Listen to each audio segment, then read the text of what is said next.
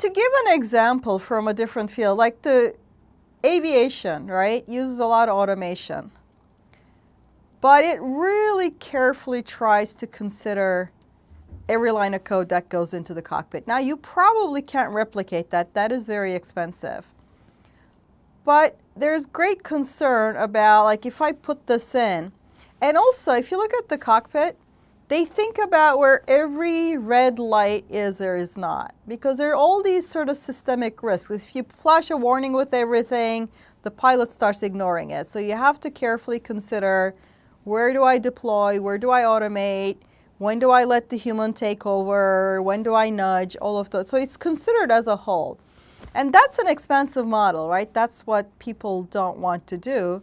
Except that expensive model is what's made flying so much safer compared to, you know, you keep hearing these screw-ups from artificial intelligence or machine learning systems.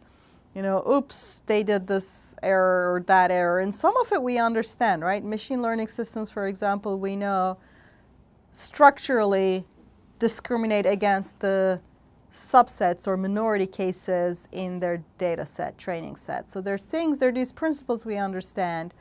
And what we need is these large-scale teaming up of technical people, social scientists, philosophers, other groups, and say, all right, let's try to figure out what's the structural bias here. I gave you one example, like machine learning systems structurally are going to discriminate against smaller classes in their training data.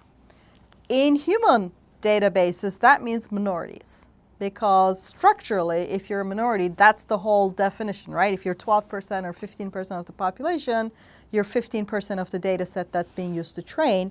And in machine learning systems, that means that the system is not going to be as good in figuring out things about you. It's going to lean towards taking the majority as a signal and treating you more like a noise than not. And this is well understood. And this keeps playing over and over again. You know, you find image recognition systems that end up with racist labeling or something like that. And this is a class of problems like that that we kind of understand technically what's happening, and we can develop methods to try to counter it. And we can have programmers try to figure out how to catch this. And there's lots of other examples like this.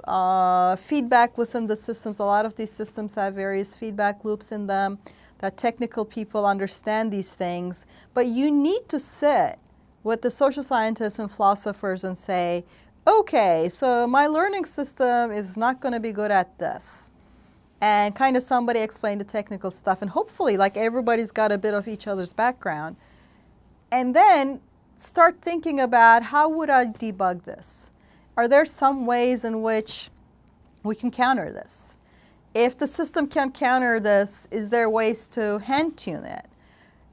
And what's the other error pattern going on with it? I don't think this is a lost cause if it were treated with the kind of importance that it deserves.